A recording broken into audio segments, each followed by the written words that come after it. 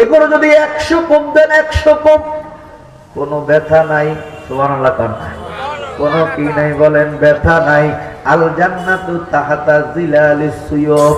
আপনার আমার বিশ্ব নবী বলেন তলোয়ারের নিচে হইল জান্নাত। বাবা, আমি যদি এখন মারা যাই, আপনি যদি এখন মারা যান, পীর সাহেব হুজুর যদি এখন মারা যায়, মুহাদ্দিস সাহেব হুজুর যদি এখন মারা যায় গো, মুফতি সাহেব হুজুর যদি এখন মারা যায়, আমরা মূল জান্নাতে যেতে পারবো না।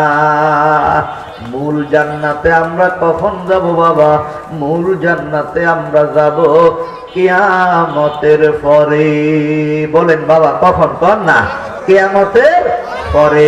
কারণ আল্লাহ বলে ফারিকুম ফিল জান্নাহ ওয়া ফারিকুম ফিস সাঈর।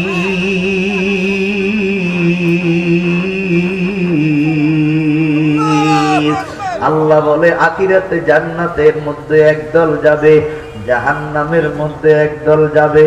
কিন্তু আল্লাহর নবী আজকে বলেছে, আজকে যারা নাকি জিহাদের ময়দানে শাহাদাত বরণ করে বাবা, এরা মৃত্যুর পরে, মেশকাত শরীফ 2য় খণ্ড কিতাবুল জিহাদ বলে, এরা মৃত্যুর পরে আল্লাহ তাআলা এদের রূহটাকে বাবা একটা সবুজ পাখির আকৃতি দিবে।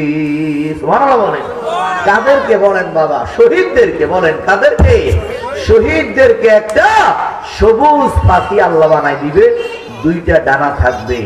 আল্লাহ জান্নাতের 8টা দরজা খুলে দিবে, জান্নাতের নারীগুলি ওপেন করে দিবে, খাবারগুলি উন্মুক্ত করে দিবে, দুধের নাহার উন্মুক্ত করে দিবে, মদের নহর উন্মুক্ত করে দিবে, শরাবের নহর উন্মুক্ত করে দিবে, পানির ঝর্ণা উন্মুক্ত করে দিবে, আল্লাহ মধুর ঝর্ণা উন্মুক্ত করে দিবে।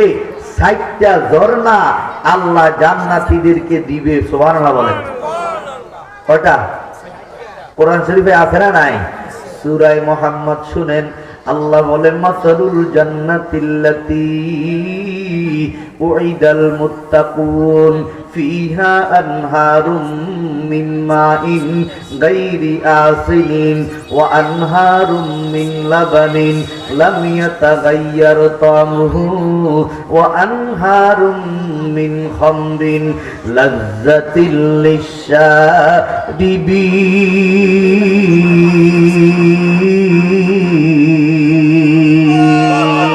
ওয়া আনহারুম মিন আসালিন মুসাফফা ওয়া লাহুম ফিহা মিন কুল্লিস সামারাত।